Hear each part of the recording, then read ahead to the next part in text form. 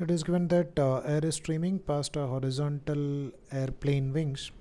So that speed is 140 meter per second over the upper surface and 100 meter per second at the lower surface. If density of air is 1.2 kilogram per meter cube and wing is 10 meter long and has an average width of 2 meter, then the difference of pressure on the two sides of wing is. So over here basically we are considering that there is an aerofoil over here, as we know that in case of aerofoil, velocity of liquid on the upper surface is more than velocity of liquid on the lower surface.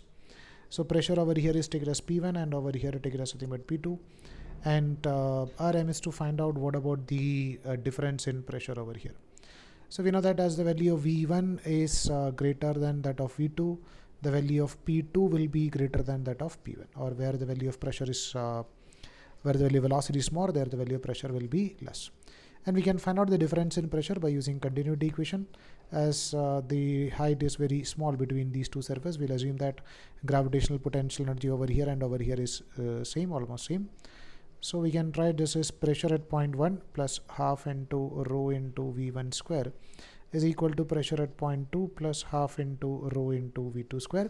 We are neglecting that gravitational potential energy because that much difference in potential is not there.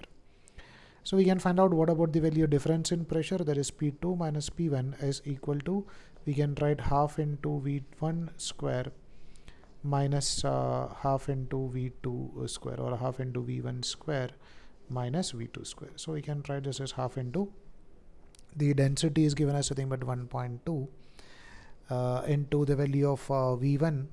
V1 is given as nothing but 140 square minus V2 is given as nothing but 100 square.